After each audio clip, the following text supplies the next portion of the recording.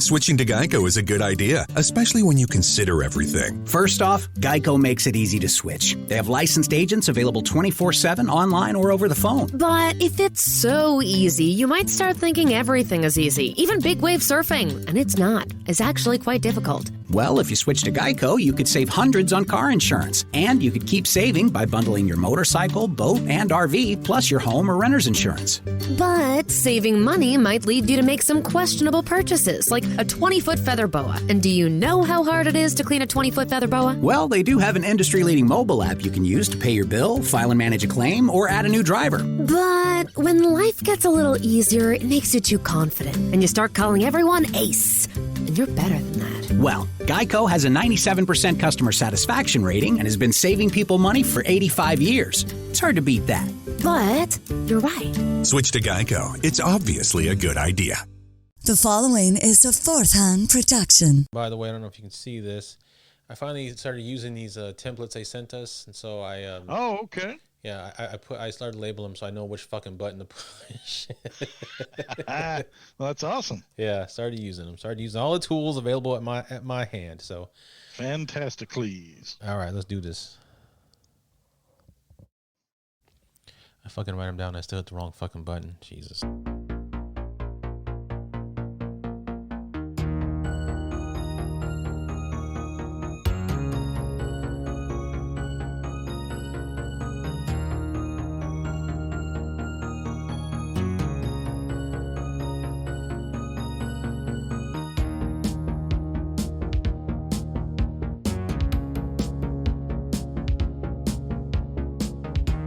So yeah, they're banging in the pool. There's a fucking orgy going on in the pool. Gotta clean the pool. Yeah.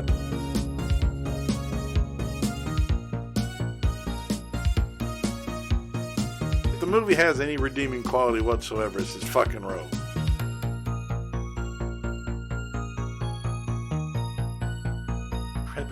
Crapole. This whole story is crapole. Hey guys, welcome on back to What the Suck, episode number 9. Man, I love doing this show. With me as always, by the way, my name is Chris Davila. I'm your host, but with me as always is my good friend, my good buddy, James Bishop. What's up, James? What's up, my brother? How you doing this evening? Good. We are doing our first remote recording. James over is at his house, relaxing, maxing, chilling like a villain. Feeling like a villain, bro. That's right. I'm over here in my house. Got my Twinkies. Got my glass of ice water. I'm good. You are ready to watch a shitty movie, aren't you? You damn right. Damn straight.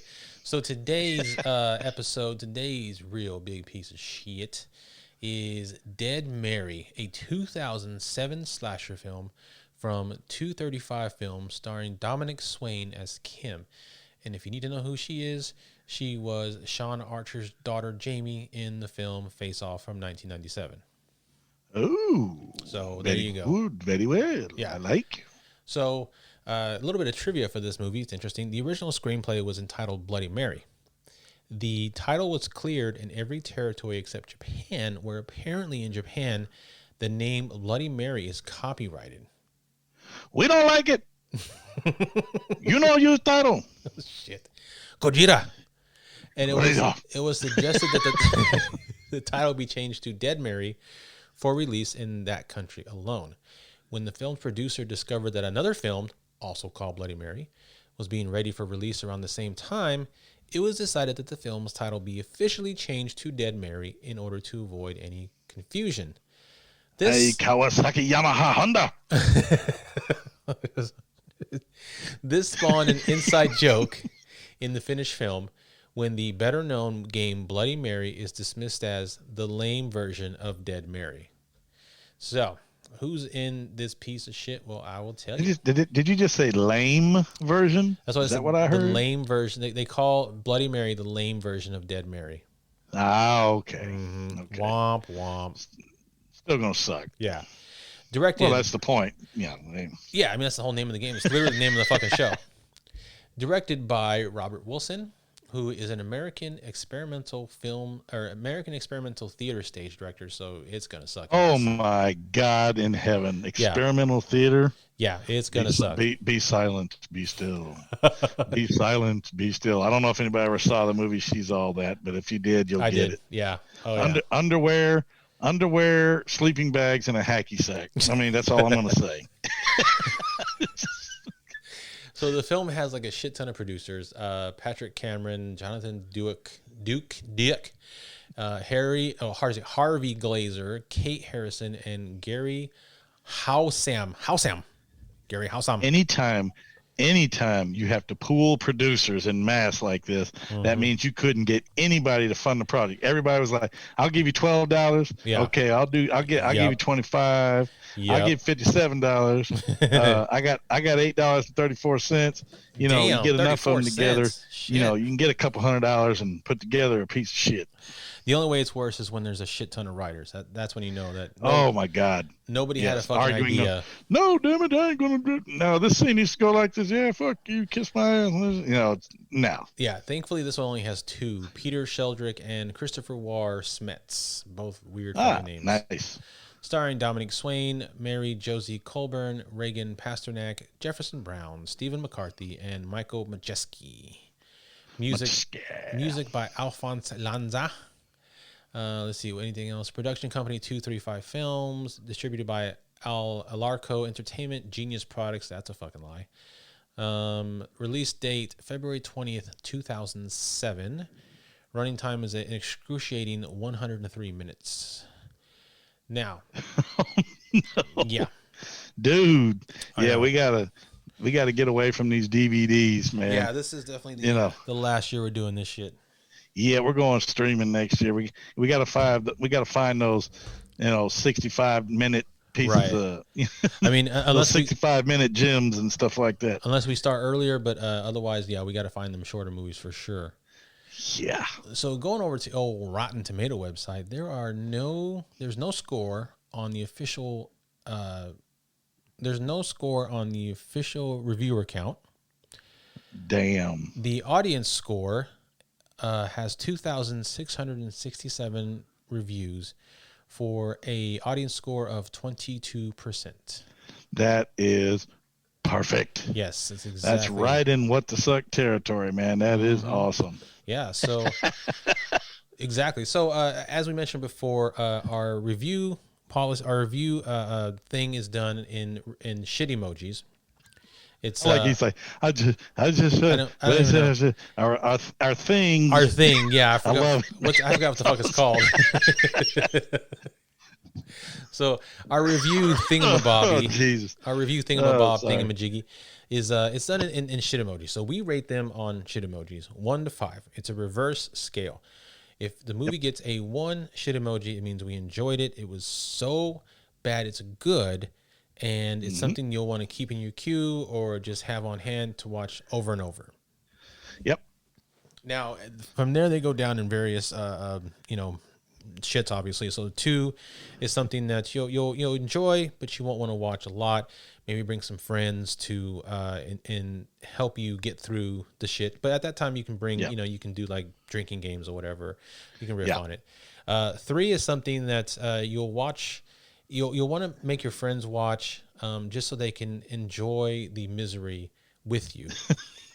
But you and drink heavily. Yes, drink. This is where the booze really starts to come into play. Right. 4 out of 5 shits. This is something that you will show to people who just annoy the shit out of you. Maybe somebody who won't leave your house. Maybe somebody who you're stuck with. They're in quarantine who now does not leave the house ever. You'll show them this movie and they will run screaming from the house or apartment. That's right. And the last one, the worst of the worst, the Fica de la Matters, we call it. Yep.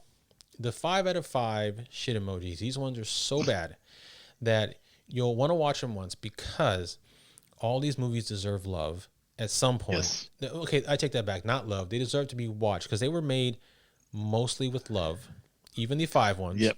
But They deserve to be watched at least once, but then after that, you're going to want to remove it from your memory with some sort of mind-altering substance, or French kiss a light socket, or French kiss light socket, and and remove that from your brain. But at least you've seen it once. So yeah, absolutely. And like I said, he did say this. People work hard on these things. Sometimes they don't work so hard on them, but every once in a while, even the really crappy ones, you might get a good laugh or two out. Yeah, you may only watch it once, but we've had a few five turders on here that actually made us laugh a few times. Yes, but not enough to drag them out of the cellar. No, but it's still fun to watch. This is the business we are in. That's so right. You take it or leave it. And if you're listening to this, you're going to get the review anyway. So at the end, if it's a 5, you decide to watch it, you've been warned. Absolutely. All right, bud. Well, what do you say we go ahead and get into this massive pile of shit and get through with it, huh? Yeah, let's see what's up with old Dead Mary. All right, man. Let's do it.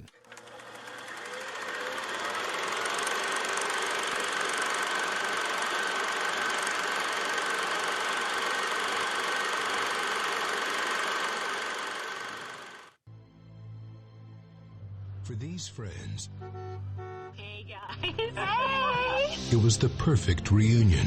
Hey, were you supposed to be bringing some new guy? Yeah, what happened with that? Same thing that always happens. Oh, his wife wouldn't let him.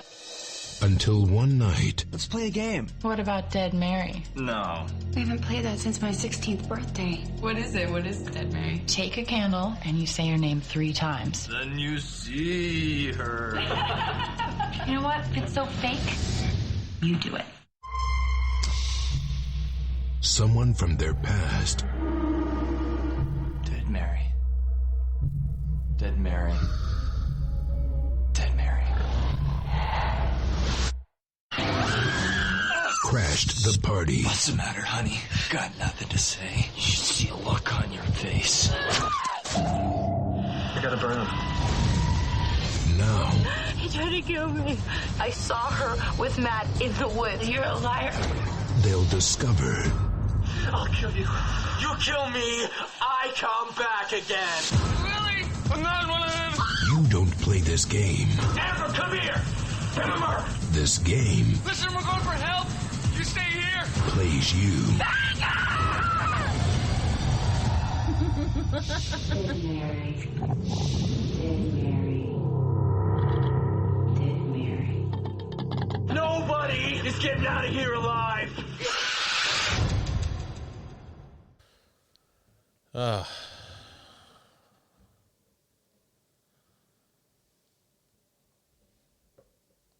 Fuck this movie. movie. My dear Lord, dude. That's I mean, wow. Yeah. I don't even want to talk about it anymore. Nope, but we must. We have a job to do. And we all know it's going to head for a 5 turd for both of us because there was hardly any horror content. Yeah, there was one screen, okay. One on Death Kill that I'm not even going to acknowledge with the fucking button either. He said it ain't worth a kill button because he didn't even die. He started moving again. Yeah, it's not even worth it. He converted. He didn't die. That's right. Oh, well, this is a 5 for me. This movie sucks ass. Yep. You got to watch it once, but yeah, it's bad. Yep. Go ahead and breathe and then let her go. Well, you get about what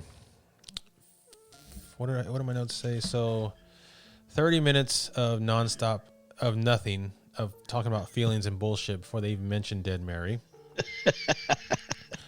43 minutes in, you get the first kill, but it's off screen.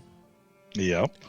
The cast is made up of Screech, Buck Polo, Armbands, Palorella, Main Bitch, Hippie, and Dumbo. That's awesome. There's literally there's half an hour of them talking about their feelings and about who broke up with who. It's fucking Dawson's Creek for half an hour first. Yeah, this is ridiculous. Boring it's painful, and we are rolling, right? Yeah, we're rolling. And okay, so what little energy we have left is not being wasted. That's good. No, this is all being caught. Yeah, this was another tough one to get through. It's like you said, it's another build movie. All it does is build and build and it doesn't do it very well. and drama and Days of Our Lives bullshit. Yeah. And it just, oh my God, dude. I mean, what and then the hell? 30 minutes and they start talking about Dead Mary. Then they do the Dead Mary thing, which nobody sees her at all. Like it's a totally useless scene because there's not even a jump scare. There's nobody sees her. There's a loud noise, but it doesn't lead anywhere. And then they all go to sleep, and then that's when the first killing happens. But 43 minutes in, it's off screen. It's like, oh my God. It's like, and folks, you know, this sounds like we're just breezing through it, but this is another one of those movies we came across that literally me and Chris were discussing, you know, while we were watching the movie, that this thing was damn near a 6. Yeah, if it wasn't for a couple of scenes with some pretty decent blood effect, I would have scrapped this movie and told y'all not to waste it. I don't know what the hell's going on this season, brother. I don't know. All these DVDs we bought, we're watching this stuff. They look good at first scene, you know, at first sight. The descriptions looked okay. They looked low grade, of course, which is what we're shooting for. Yeah. But man alive, dude, this fucking sucked. And all these got at least enough like money behind them to make onto DVD, if not Blu-ray. And I'm like, who the fuck paid for this shit? I'm beginning to think that's the problem, though. See, when we were doing streaming, that was guaranteed low quality bullshit. We got low star ratings, and the movies weren't an hour and 43 minutes long. This is by far the longest movie we've done so far this season. Yeah, it felt like it. An hour and 38 minutes of it was nothing. There was only about maybe 8 to 10 minutes of actual horror action in this movie.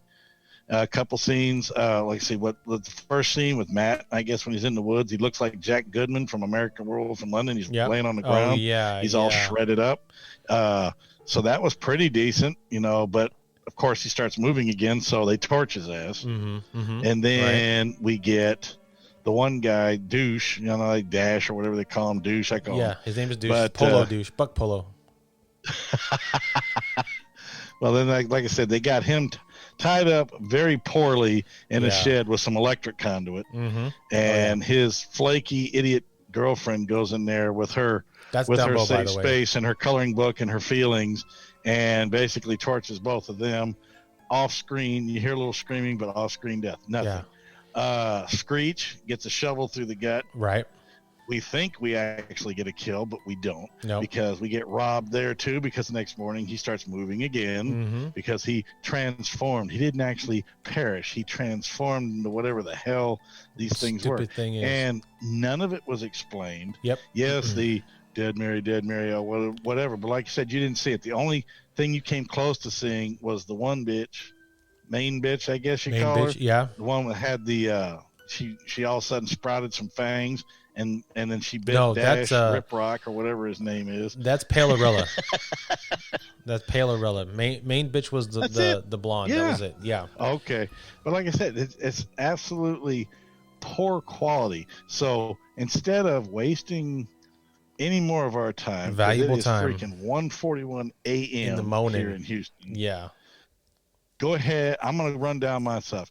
The acting for a horror movie was about on par with what you expect with something like this. Way too much drama, way too much whiny bullshit. So if you hate millennials and Gen Z types, don't watch this fucking movie. You will literally kick the shit out of your television. Yeah. The script, the actual premise, the script was Yeah. You know, but like I said, too much whiny drama. It's a soap opera. It wasn't a horror movie. Yeah. The story itself, the premise of the story could have been great, or at least a hell of a lot better than what they delivered. Yeah. Special effects, like I said, there were 3 or 4 decent blood effects. There was some good killing. When there was blood, the blood looked real. It didn't look crappy or fake. Right. But yeah, straight to the bottom, dude. This is a one-time and out. If anything, I'm going straight 5 turd. Yeah. Like I said, I was damn near 6. If it wasn't for a couple of decent blood effect scenes and a couple of scenes where we actually kind of chuckled because of just how ridiculous it was, then yeah, it would have been a 6 turd for me, because I wouldn't want to waste our listeners' time looking at this piece of shit. So, yep, 5 turds for me, brother. Yeah. Give me your rundown. What you think? It barely it's barely better than Devil's Night that we watched for a Halloween special, because it's got the same problems where it takes forever to get started, and then by the time it gets started, it's like the last 10 minutes of the movie, and by then you just don't fucking care. And you know what? You are exactly right, man. That pisses me off when they waste an hour and 40 minutes of your life, and then the last 5 minutes where you get all your action. That is lame, dude. It's lame. It's no wonder this stuff is low rated. You want better movies, man. Spread it out a little bit. I mean, I know this is supposed to be a crappy horror movie. I get it, but damn, spread it out. Yeah. Sorry to interrupt. No, you're Get good. ahead. Yeah, but at least with this one, we got some actual killings. Off screen, but still killings. Like Devil's Night had no killings except towards like the last 5 minutes, but even then it was stupid. It was more competently made than Devil's Night. But I think you and I realized that watching it was more of a Dawson's Creek like long extended episode than it was a horror movie, because the first 30 minutes were nothing but feelings and breakups and shit like that. Then after, and apparently everybody in the cast at some point fucked all the other cast members. Right. I mean, it was like everybody was screwing everybody. Yes. And nobody knew about it until they all gathered at this cabin, and it was like, is this the best thing to be out in the woods? And then everybody exposes all this infidelity and stuff. I don't think so. Then you get the kill off screen, but then after that, you get another 15 fucking minutes of them talking about their feelings and who broke up with who and who's doing who. It's like, this is not the time or the place for it. It's fucking shut up and do something. And then it's so slow to build, and then it builds in the end, and then you just don't care. And then the ending it's just a horrible, horrible ending, where you don't even see them actually defeat the fucking creature, and there's no indication on who Dead Mary is. There's no backstory of her. You don't even really see actual the Dead Mary. You just see all the people turn into a fucking zombie or some shit, or possessed by. Not even that. It was like half zombie, half Evil Dead crap. Right. Not even that good. I even hate to use Evil Dead as a reference. I know. But that's what it is. They start talking and all this shit and teeth and rolling their eyes back. It's a very, back. very apropos comparison, because it's teenagers in a cabin in the woods, which is Evil Dead. They're possessed by some evil. They have white eyes and they start talking all freaky. It's exactly it's a poor Evil Dead ripoff, and it does such extraordinarily a shitty job. Yeah, I'm going 5 on this one. This movie it gets a 5 because it is actually better than Devil's Night, which is not saying much, but it's at least worth one watch. But don't do like us and watch it at fucking midnight. Watch it early in the day so you don't fucking have to try and stay awake for this, because you will not stay awake for this fucking movie. Yeah, it doesn't have enough horror quality up front to really maintain. If you do watch the movie, please go ahead. Like I said, we always recommend, if we don't give you a 6, we recommend you watch it at least once. So go ahead and give it a swing, see what you think. Some people out there might like it better than we did, but we go for crappy, but we also go for a little bit of horror quality. At least there's got to be something in there, even if it's very poorly done. Right, there's got to be some more death than this. Body parts flying, blood, something, or at least something of entertainment value. Because like going back to last season, Hobgoblins didn't have any blood or body parts. But damn, if it wasn't it was great. Entertaining as hell yeah, it was great. So at least this some is more sort of like a damn poor episode of Maury Povich. It's like who the baby daddy, who's been sleeping with who, right? Who gives a shit? Yeah, that kind of stuff. Yeah. Oh man, well, dude, tell them people where they can find us, and they can find all the bonus stuff, and then let's get the fuck out of here. Yeah, well, this movie you can find under a rock, but us, find in the fucking you can dumpster. Find us on the fourthhand.com network, of course, with our sister project, State of Fear. There's a lot of other good shows on there as well. Give them a shout out, give them a listen. A lot of great programs. Oh yeah. You can find us, of course, on the Big Evil Facebook. We are on Instagram and we are on Twitter. Yep. We also have a Patreon. So if you want to help us buy better movies for the next season, better crappy movies, or just help us out, all the money goes back to the show. It's patreon.com/whatthesuck, all one word. We have 3 levels. We've got Killed in the First Scene for $1. You get access to the bloopers. You get a shout out. We have Almost Mostly Dead. That's right. I believe it is, or Mostly Almost Dead. Close enough, yeah. That's episode to the ad-free episode. Access to the ad-free episode. See, look at this thing. See, this movie's fucking your brain up, yeah. and some other special materials. And also we have the Final Girl, which means you've made it to the end. That's the top tier for $10. You get access to everything we got on there, video content, special episodes, all kinds of stuff. That's right. Also, please don't forget our drawings. Give us a review, send it in. Matter of fact, we need to do our drawing. We'll probably be doing that this week for our October winner for our Sam figure and our thermal mug. We'll do that next week when we're back together. Okay. Since we're separated this week, I want to do that together so we can do a little live drawing. Yeah. We'll go ahead and set up our November giveaway, which will be our Creeper pop vinyl. We have put a sticker with it, a pin, and maybe a couple of other goodies. We don't know. We'll get a little package together for November. Yep. And then after the new year, we're going to have our Annabelle doll giveaway. And then at the end of our season, of course, we will have the grand giveaway for the entire box full of this crap. You can all watch 24 over DVDs, and over again. We'll put some candy in there, some popcorn, and other things. Yeah, some good shit. And what we'll do is get that shipped out to you. Like I said, and also, please give us those reviews. Every review is an entry. If you join our Patreon, if you are a $5 level, you get an extra entry every month automatically. And if you are the $10 level, you get 2 extra entries every month. That is correct. That you are subscribed. Yes. And we'll even backdate it. Yep. That's right. But that's it, man. I don't even know what to do anymore. I don't know either. I'm sweating right now. I need to turn a fan on. This movie damn near killed me. But that's okay. All right, guys. I'm Chris, and I will see y'all at the next Shit Fest. Yeah, and I'm James, man. And if it ain't on What the Suck, it ain't shit. Deuces.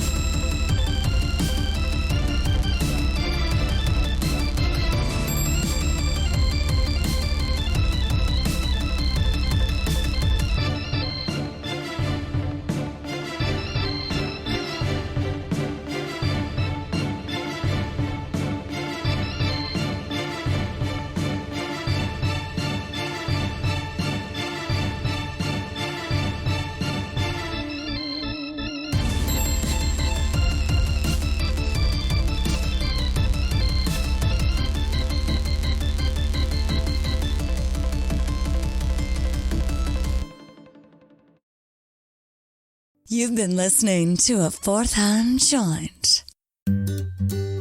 Switching to Geico is a good idea, especially when you consider everything. First off, Geico makes it easy to switch. They have licensed agents available 24/7 online or over the phone. But if it's so easy, you might start thinking everything is easy, even big wave surfing. And it's not. It's actually quite difficult. Well, if you switch to Geico, you could save hundreds on car insurance. And you could keep saving by bundling your motorcycle, boat, and RV, plus your home or renter's insurance.